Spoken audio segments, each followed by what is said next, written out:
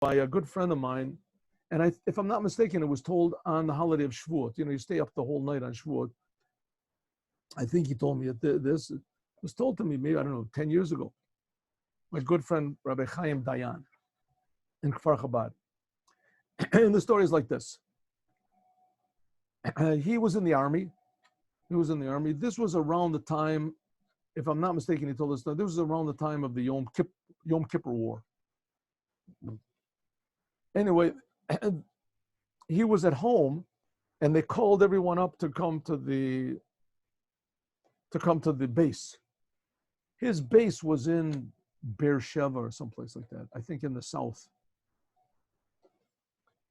And if you take there were no trains then, and I guess the buses were all occupied or whatever it is. Anyway, it's about an hour drive from here. And he got the notice a little bit late.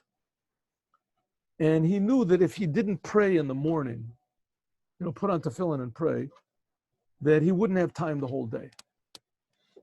Because when you get to the army, it's so busy, and they keep you so busy and off balance that you never have time to go into a corner and put on tefillin and pray, which takes, minimum 15 minutes, let's say. And that's just crazy, but 15 minutes.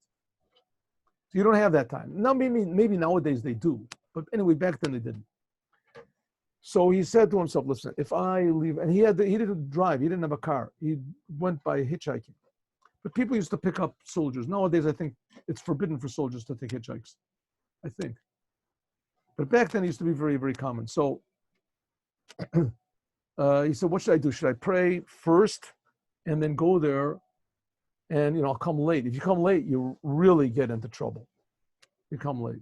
Especially because they took everybody in buses. Everybody had to be there to get on the buses in the army base, and then they would take them to some other place. And if you missed the bus, then you were really in bad shape. Could get jailed for it. So he thinks, what should I do? If I don't pray right now, then I'm not going to make it. And I can't sit and think too much about this because I'm wasting time. Anyway, finally he decided, that's it. I'm going to pray. I'm going to pray the morning prayer, and that's it. I don't know if he went to shul. I don't think he did, but in any case, he prayed. So he prayed the morning prayer. It took him 20 minutes, however long it was, and he ran to the corner, and as soon as he ran to the corner, big miracle, he got a ride immediately. And the ride dropped him off somewhere. Now he's standing in this big intersection, and he needs another ride, which is like 45 minutes to his base. And he's waiting, and nobody comes. He's got his finger stuck out, no one. Suddenly comes up a big truck with two big trailers, huge trailers in back, filled with oranges.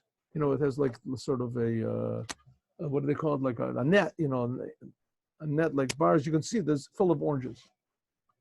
And the driver looks down, so he's up in this cabin way up. And he looks down, opens up the door and says, get in, soldier. Oh, this is amazing, a big miracle. I'm getting in. All of a sudden, another soldier who was in the Air Force, he came and he ran in front of him. He was just about to put his foot up on the step to go up. This other soldier ran in and he climbed up and he got in, took his place. So the truck driver didn't know what to say. He didn't, on one hand, they're both soldiers. And usually, maybe it's not that way so much now, but usually the soldiers in the Air Force, they considered themselves to be very superior. And usually they were that type of people anyway. They consider themselves to be totally superior than other soldiers, and for a lot of different reasons, but it's not important. Anyway, so that's it. He's not going to move. He jumped in. He saw this other. No doubt that what he did was with total awareness that he cut somebody off, and that's it.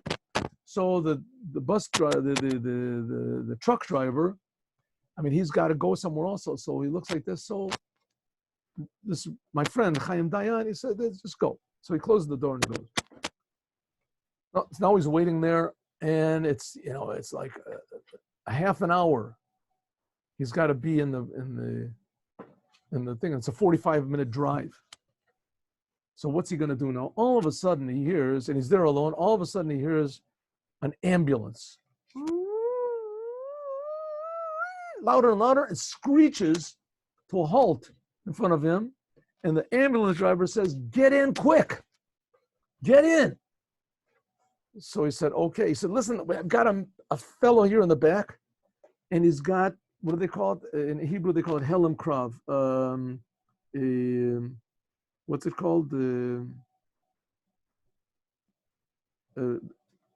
Shock.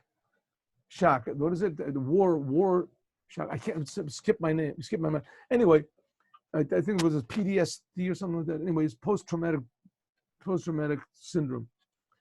He's got shock. The soldier fell into shock for some reason. Why? And now shock can be a very difficult, I didn't really know this, but shock can be a very, very dangerous thing. Some people go into shock and they lose control of themselves, and it could be that they lose consciousness, and sometimes they even stop breathing, and it affects the respiratory system, the heart system. Shell shock, they call it shell shock. Anyway, this soldier had a severe case of it. What caused it, I don't know. And he said, the driver said to my friend Chaim Dayan, "I have a fellow in the back with shell shock, and I'm alone. Go back there and take." He says, "What am I going to do? I'm not a medic. I was never trained." He said, "Just talk to him. Just talk to him. Do anything just to keep him sort of stable." So he said, "Oh, okay." So he went back. There was a soldier there, and the soldier was just like shaking, and he was like, it was like almost catatonic. And he starts to talk to him. What does he know to say? He's telling him sichas of the Rebbe. The Rebbe says this in a sicha, says this in a sicha. Doesn't know what to say. What's he supposed to talk about? The weather? How long can he talk about the weather? He said, so they're driving, and the siren is going, and the ambulance is going through on the side, that. All of a sudden they come to a big traffic jam, a huge traffic jam, and the ambulance, he doesn't care. He goes around the side, and all the police make way for him and everything like that. They make way, and he passes the whole thing. When the ambulance gets up to the front of this huge traffic jam, where there's a traffic light, so that he has to slow down because he can't just go into the intersection. He has to slow down. So Rabbi Dayan looks and sees what is the cause of this terrible traffic jam. What he sees, that there's oranges all over the floor, all over the street, thousands and thousands of oranges. What happened? The truck that was supposed to pick him up, it turned over. No one was hurt. And there's the driver standing there, and the soldier, the Air Force soldier that took his pilot or whatever, that took his place, he's also standing over on the side. What can he do? And meanwhile, the ambulance, he's got no time to stop for anybody. He's also on the other side of the road, on the, what is it called? The Shulaim. So they stop, they go through the red light. Where is this driver going? He's going to the hospital that's right next to the base. Right next to the base where Rabbi Dayan is supposed to be. So the driver says, you really helped me. You saved this guy's life. I don't know. He's still talking to him. And he wasn't thinking about it at all. He's just thinking about the soldier now. This guy is in shock. So he said, where are you going? So he said, I'm trying to get to this base. He says, well, that's the base. It's just right over here. Just right down there. He says, you can run over there from here. I have to take this guy to the hospital. So that's what he did. He took him to the hospital. He ran over to the base, and he got there just as the doors of the bus that he was supposed to be on were closing. He got there right exactly on time. He said if he would have gotten angry and demanded his place on this orange bus, on the orange carrying bus, as he would have missed everything. He would have missed the base, and he would have missed everything. But as it was, he saved this person's life. The story's not over. And he said years later, he was walking in Tel Aviv, and comes up to him a Jew, a young guy, a religious guy, and says, excuse me, do I know you? He said, I don't know. Hello. He shook his hand. How are you? He said, tell me, when a few years ago, wasn't that you in an ambulance? He said, oh yeah, that was this amazing story. He said, well, you should know, I was the soldier that had shell shock.